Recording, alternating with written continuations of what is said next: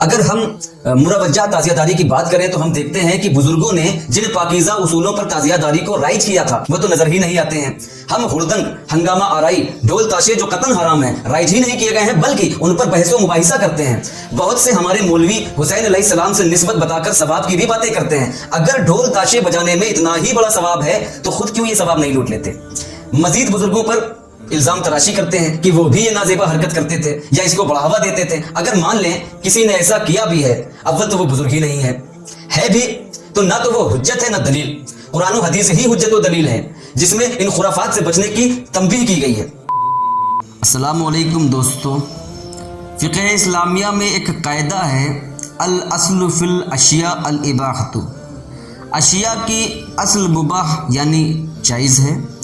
یاد رہے اصل مثبت ہوتی ہے، منفی نہیں۔ بدی وجہ اصل کا اطلاق جائز و مباح اور طہارت پر ہے، اور جو اصل سے ہٹ کر ہیں وہ حرام ہیں۔ اللہ اور اللہ کے رسول صلی اللہ تعالیٰ علیہ وسلم نے ان کو حرام قرار دیا ہے۔ یہی نہیں، ان کی فہرست تفصیل کے ساتھ قرآن الکریم اور حدیث مقدسہ میں موجود ہیں۔ حلال کی فہرست نہیں ہے کیونکہ حلال کی تعداد لامحدود ہے۔ یا یوں مان لیں کہ قرآن اور حدیث جن اشیاء پر خاموش ہے، نہ جائز و حلال کہا گیا ہے نہ ہی حرام و ناجائز کہا گیا ہے، تو وہ اشیاء جائز و حلال ہیں۔ اسی طرح حضرت امام حسین علیہ السلام کے مقبرے کو ہم نمایاں کرتے ہیں تو وہ جائز ہیں۔ ہم تعزیہ داری کو سمجھنے کے لیے حج کے کچھ پہلوؤں پر نظر ثانی کرتے ہیں جن کے بغیر حج نامکمل ہے۔ مثلا سعی کرنا، تاکہ حضرت ابراہیم علیہ السلام کے کنبے کے ساتھ پیش آئے واقعے کی یاد تازہ ہو جائے۔ حجر اسود کو بوسہ دینا، تاکہ حضور صلی اللہ تعالیٰ علیہ وسلم کے اس عمل کی یاد تازہ ہو سکے جو حضور صلی اللہ تعالیٰ علیہ وسلم نے اپنے اجداد کی اس نشانی سے محبت کا اظہار فرمایا۔ شیطان کا تصور کر کے شیطان سے منسوب ستون پر کنکریاں مار کر یہ جتانا کہ ہم شیطان سے اعلانیہ نفرت کرتے ہیں۔ قربانی کرنا بھی اس کا بہترین نمونہ ہے۔ یہ تمام عمل اس بات کے شاہد ہیں کہ ہم اپنے اجداد کے کردار کو ہمیشہ تازہ رکھیں۔ تعزیہ داری سے بھی ہمیں باطل کے کردار کا پتہ چلتا ہے اور حق پرستوں کے بھی کردار و عمل کی یاد دہانی ہوتی ہے۔ حسین علیہ السلام کے مقبرے شریف کی اصل کو ہم چوک پر رکھتے ہیں تاکہ جو لوگ وہاں پہنچ نہیں سکتے ہیں وہ یہاں زیارت کر لیں، اور آپ علیہ السلام اور ان کے کنبے کے کردار و عمل کی یاد بھی تازہ ہو جائے۔ علاوہ ازیں حق و باطل کا فرق بھی واضح ہو جائے۔ تیمور لنگ نے سب سے پہلے یہ فلسفہ دے کر دنیا پر احسان کیا ہے۔ اب اگر ہم مروجہ تعزیہ داری کی بات کریں تو ہم دیکھتے ہیں کہ بزرگوں نے جن پاکیزہ اصولوں پر تعزیہ داری کو رائج کیا تھا وہ تو نظر ہی نہیں آتے ہیں۔ ہم ہڑدنگ، ہنگامہ آرائی، ڈھول تاشے جو قطعاً حرام ہیں رائج ہی نہیں کیے گئے ہیں بلکہ ان پر بحث و مباحثہ کرتے ہیں۔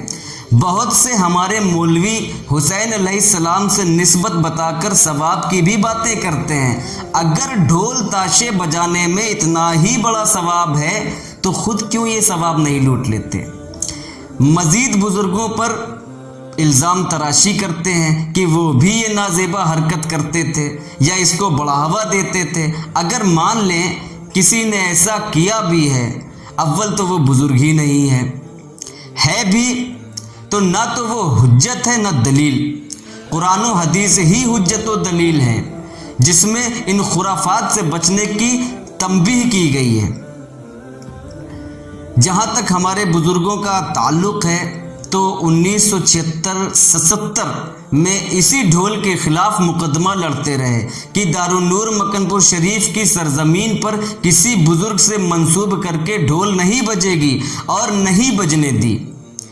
ایک فرقہ ان باتوں پر بھی بہت زور دیتا ہے کہ اگر تعزیہ داری کی اہمیت، افادیت اور ثواب ہے تو حضرت زین العابدین علیہ السلام نے کیوں نہیں کی، امام باقر علیہ السلام یا امام جعفر علیہ السلام نے کیوں نہیں کی؟ تو آئیے تاریخ پر بھی ایک نظر ڈال لیتے ہیں۔ خلافت کے 30 برس کے بعد ملوکیت یعنی سلطنت کا دور شروع ہوا۔ مسلمانوں کی پہلی سلطنت بنو امیہ وجود میں آئی، جس کا پہلا بادشاہ حضرت معاویہ تھے۔ اسی سلطنت کا دوسرا بادشاہ بدوقت یزید لعین برسر اقتدار آیا، جس کے اشارے پر حضرت حسین علیہ السلام اور ان کے کنبے کی قتل و غارت گری کی گئی۔ لعنت ہو یزید پلید پر۔ یزید کے مرنے کے بعد بھی اس سلطنت بنو امیہ میں ایسے بہت سے حکمران گزرے جو یزید کے نقش قدم پر تھے اور اہل بیت پر تشدد کرتے رہے۔ دوسری سلطنت وجود میں آنے کا سب سے اہم سبب یہ تھا کہ اہل بیت پر بنو امیہ کی جانب سے ہونے والے تشدد کو روکا جائے گا اور ان سے بدلہ بھی لیا جائے گا۔ ایسا ہوا بھی۔ یہ سلطنت عباسیہ کے نام سے وجود میں آئی، مگر اسی سلطنت عباسیہ میں متوکل علی اللہ ایک ایسا حکمران ہوا جو اہل بیت کا دشمن تھا۔ دشمنی کی حد یہ تھی کہ اس نے حضرت حسین علیہ السلام کی مزار پاک کو منہدم کر کے اس پر کھیتی کرنے کا حکم دے دیا۔ اہل بیت سے دوستی رکھنے پر بھی وہ سزا دیتا تھا۔ المختصر اہل بیت منتشر ہو گئے۔ اسی کے دور میں حضرت قطب المدار رضی اللہ تعالیٰ عنہ کے والد محترم کو بھی جان بچانے کے لیے راہ فرار اختیار کرنا پڑی۔ کہنے کا مطلب یہ ہے کہ تم نے چین سے جینے ہی کب دیا، پھر یہ کہنا کہ انہوں نے کب تعزیہ داری کی؟ جب امن و چین میسر آیا اور مقبرے کی تعمیر ہوئی تو ہم نے اس کی اصل کو نمایاں کیا اور محترم جانا۔